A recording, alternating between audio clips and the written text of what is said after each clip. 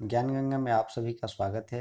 और आज हम बात करने वाले हैं पॉलिटिकल साइंस के फोर्थ चैप्टर जाति धर्म और लैंगिक मसले के बारे में। तो आइए इन तीन चीज़ों को समझने से पहले हम इसके परिचय को देख लेते हैं।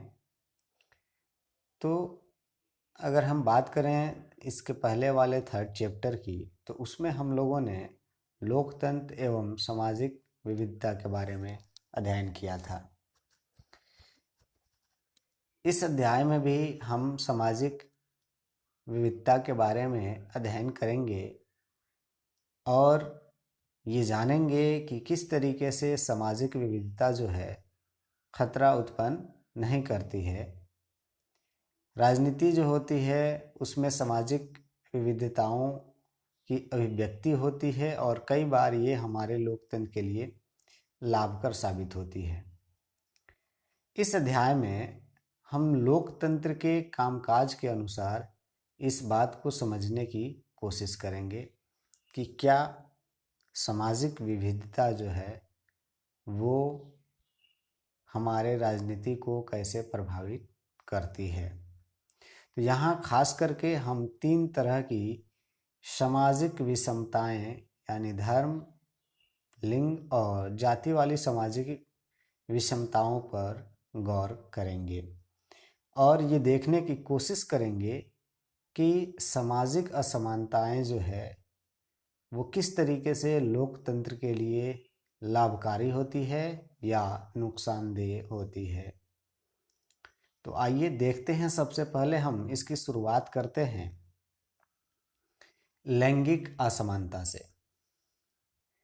अब यहाँ सवाल उठता है कि लैंगिक असमानता क्या है। तो जैसा कि आप जानते हैं, लिंग की अगर हम चर्चा करते हैं तो इसके लिए इस्तेमाल करते हैं स्त्रीलिंग और पुल्लिंग।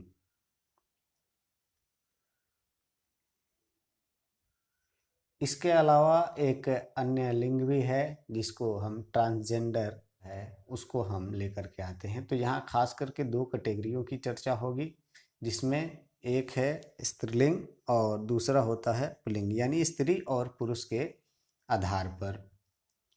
तो ये हम देखेंगे कि इसकी अगर हम शुरुआत की चर्चा करें, इस तरह के विभाजन की शुरुआत की अगर हम चर्चा करें, तो ये स्वाभाविक और प्राकृतिक या हम कह सकते हैं अपरिवर्तनीय है। यानी लैंगिक असमानता जो है वो प्रकृति के अनुसार निश्चित होता है और मनुष्य चाहे तो इसे बदल नहीं सकता। लेकिन इनके बावजूद भी हमारे समाज में कुछ रूढ़ियां हैं, रूढ़ छवियां हैं, यानी बिना सोचे समझे हम कह सकते हैं कि मान ली जाने वाली बात जो हमारे पूर्वजों के द्वारा भी मान लिया गया और हम भी उन चीज़ों को मानते हैं, यानी तय है। वो इन छवियों के आधार पर हम कह सकते हैं कि जो भेदभाव होते हैं उसको हम लैंगिक भेदभाव कहते हैं। और ये भेदभाव अगर काम के आधार पे होने लगे, काम को लेकर के होने लगे, तो हम उसे श्रम का लैंगिक विभाजन कहते हैं। अर्थात कि ये पुरुषों का काम है, ये स्त्रियों का काम है, इस तरीके की अगर विभाजन देखने को मिल जाए तो हम उसे श्रम का लैंगिक विभाजन कहते हैं। आइए आगे बढ़ते हैं। अब है निजी और सार्वजनिक का विभाजन। अभी हमने चर्चा किया काम को लेकर के, तो निजी और सार्वजनिक, इसमें विभाजन को हम देखते हैं तो ये पाते हैं कि इस तरह की सोच कि स्त्री और पुरुषों वाली सोच जो होती है ये जन्म से पहले भी देखने को मिल जाती है। आप देखे होंगे कि बहुत बार जो होता है ऐसी केसेस देखने को मिलते हैं कि लोग जो हैं स्त्री और पुरुषों में अंतर को लेकर के वो बच्चों के साथ इस तरह के हम कह सकते हैं कि अगर लड़की पैदा होती है तो लोग समझते हैं कि ये पाप है, और वहीं अगर लड़का पैदा होता है तो लोग खुशियाँ मनाते हैं, मिठाइयाँ बांटते हैं। उसके बावजूद भी अगर हम लोग देखें कि जब जन्म हो जाता है तो उनके लालन पोषण में भी ये चीज़ें ध्यान में रखी जाती है। लड़का जो होता है तो उस पर ज़्यादा खर्च किए जाते हैं, लड़की होती है तो उस पर कम खर्च किए जाते हैं। काम को अगर हम देखें तो ये शुरू शुरू में ही लोगों के मन में ये घर कर जाता है, यानी ये हम कह सकते हैं रूढ़ छवियां हैं कि श्रम को लेकर के भी विभाजन देखने को मिल जाता है शुरू शुरू में ही, घर में ही। अधिकतर परिवार के लोग जो होते हैं वो श्रम आधारित विभाजन को प्रमोट करते हैं। जैसे औरतों का घर के अंदर का सारा काम, जैसे कपड़ा सफाई करना, कपड़ा सिलना, खाना बनाना, बर्तन धोना, बच्चों की देख रेख करना, ये सभी काम तय कर दिए जाते हैं कि औरतों के हैं। जबकि मर्द जो है इस काम को बाहर करते हैं, ऐसी बात नहीं है। और या ये भी नहीं है कि मर्द इन कामों को नहीं कर सकते, लेकिन वे सोचते हैं कि ये काम हमारा नहीं है, ये काम जो है औरतों के जिम्मे है। और ऐसी स्थिति में वे इन कामों को घर पर नहीं करते हैं। लेकिन हाँ, अगर इसी काम को करने के लिए अगर उनको पैसे मिलते हैं तो वो बिल्कुल किसी तरह की उनको जो है परेशानी नहीं होती है, हिचहिचाहट नहीं होती है, शर्म महसूस नहीं करते हैं, और उन कामों को वे आसानी से कर देते हैं। जैसे आप देखे होंगे कि दर्जी की अगर हम बात करें, या होटल में जो रसोइया होता है उसकी बात करें, तो वो ज़्यादातर जो होते हैं पुरुष होते हैं। और ऐसी स्थिति में पुरुष वहाँ इस कामों को करने में किसी तरह की संकोच नहीं करते हैं। इसी तरीके से ये माना जाता है कि औरतों का काम जो है घर के बाहर नहीं है, उनका काम घर के अंदर है। लेकिन औरतों से घर के बाहर के भी काम कराए जाते हैं, ऐसी नहीं है, घर के बाहर के भी काम औरतें करती है। जैसे गांव की अगर स्त्रियों की बात करें तो पानी लाना, जलावन इकट्ठा करना, और खेत में खटना, यानी खेत का काम करना, ये देखने को मिल जाता है। महिलाओं के द्वारा किए जाने वाले कार्य जो हैं ये घर के अंदर नहीं है, घर के बाहर के हैं, लेकिन फिर भी महिलाएं इन कामों को करती है।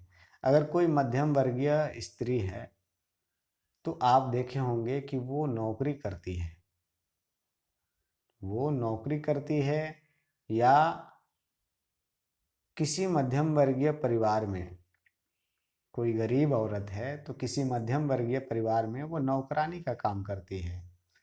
तो इस तरीके से आप देख सकते हैं कि वो घर के बाहर भी महिलाएं काम करती है। तो जो रूढ़ छवियां हैं कि महिलाओं के काम घर के अंदर है, वो गलत है इस आधार पे देखा जाए तो। लेकिन इन सब के बावजूद भी महिलाओं के काम को ज़्यादा मूल्यवान नहीं माना जाता है। जबकि वो दिन रात काम करती है, फिर भी उनको इस काम का श्रेय नहीं मिलता है। कारण क्या है? बस वही चीज़ है, कारण यही है कि वो जो काम करती है उसका मेहनताना उन्हें नहीं मिलता है। जबकि पुरुष जो है सेम काम, अगर पुरुष जो है होटल मैनेजमेंट कर लिया और होटल में खाना बना रहा है, उसकी आमदनी आ रही है, उसको पेमेंट मिल रहा है, तो लोग जो है उसके काम को महत्व देते हैं। और उसी काम को अगर कोई घर पे करने लगा तो लोग उसको स्त्रीण बोलते हैं। लोग जो होते हैं, समाज जो है उसे नीच निगाह से देखता है। तो ये एक तरीके से कहें कि ये लैंगिक विभाजन को दर्शाता है।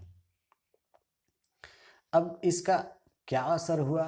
तो इसका असर ये हुआ कि महिलाएं जो है चार दीवारी के अंदर सिमट के रह गई, और बाहर क्या हो रहा है इसका उन्हें ज्ञान नहीं रहा। और बाहर का जो सार्वजनिक क्षेत्र है वो पुरुषों के कब्जे में चला गया। लेकिन देखा जाए पुरुष और स्त्रियों की आबादी को, तो हम ये पाएंगे कि महिलाएं 50% है, आधा हिस्सा है। लेकिन अगर हम उसको पॉलिटिक्स में देखते हैं, राजनीति में देखते हैं, तो उनकी भूमिका बहुत ही कम है। हाँ, बिहार सरकार ने 50% रिजर्वेशन दे रखा है, 50% आरक्षण दे रखा है। आप देख रहे हैं कि मुखिया, पंच, सरपंच, जिला परिषद, ये सब चुन करके आ रही हैं महिलाएं। लेकिन कौन उनके पद का उपयोग कौन कर रहा है? उनके पद का उपयोग कर रहा है उनका बेटा, नहीं तो उनका पति। तो जीत करके आने के बावजूद भी उनकी हालत क्या है? सार्वजनिक जीवन में उनकी भूमिका जो है बहुत ही कम है। अगर हम बात करें पहले की, तो अधिकतर समाज जो था उसमें महिलाओं को वोट देने तक का अधिकार नहीं था।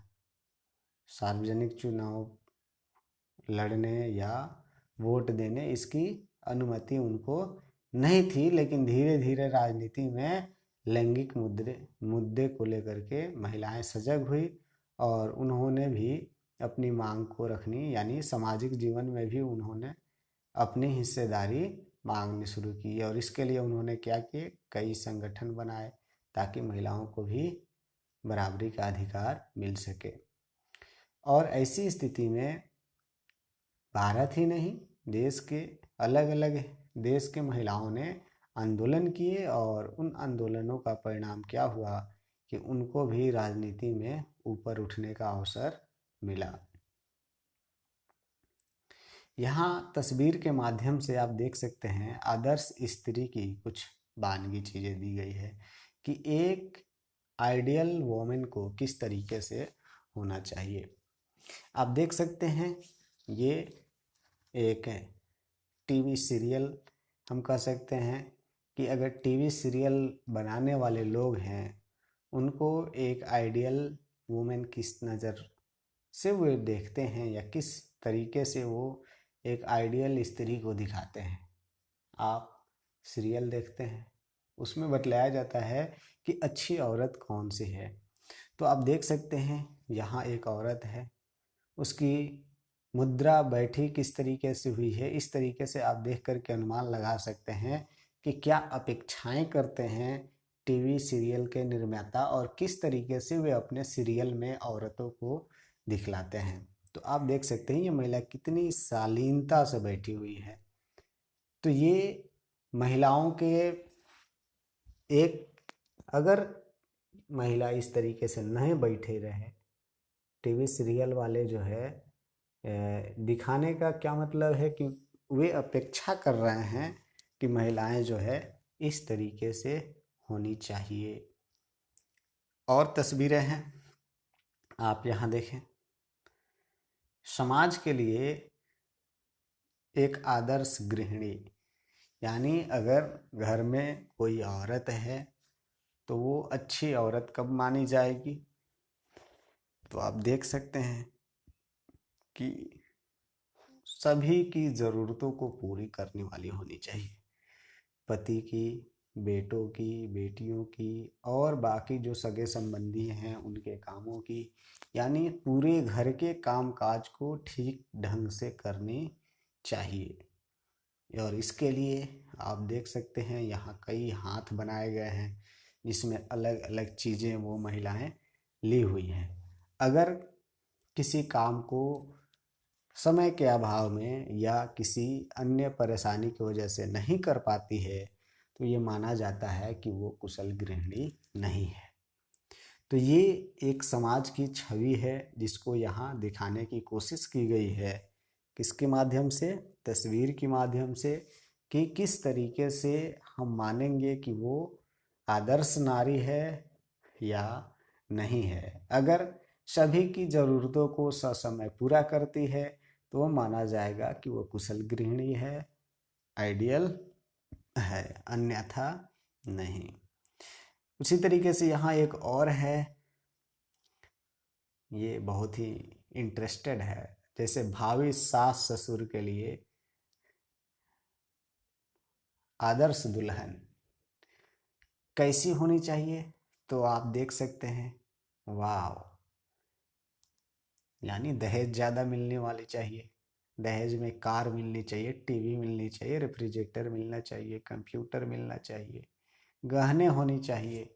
अगर ये सब चीज़ें मिल रही है या भेंट में दिया है तो वो दुल्हन जो है आइडियल है, आदर्श दुल्हन है। उसी तरीके से अगर कोई नियोक्ता है या पुरुष सहकर्मी है, उसके लिए आदर्श कर्मचारी यानी उसकी सहकर्मी या उसके नीचे एम्प्लॉय जो काम करने वाले हैं वो किस तरीके से होने चाहिए। तो आप देख सकते हैं यहाँ एक फूल दिखाया गया है, यानी अप्रिशिएट करने वाली होनी चाहिए, वो ये अपेक्षा करते हैं।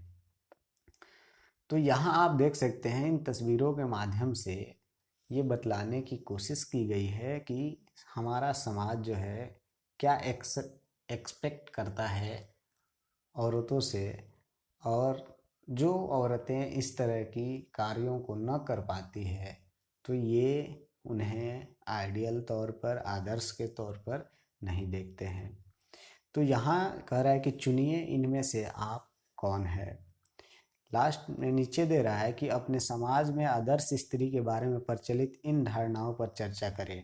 क्या आप इन सब से सहमत हैं? अगर नहीं तो बताइए कि आदर्श स्त्री के बारे में आपकी क्या धारणा है।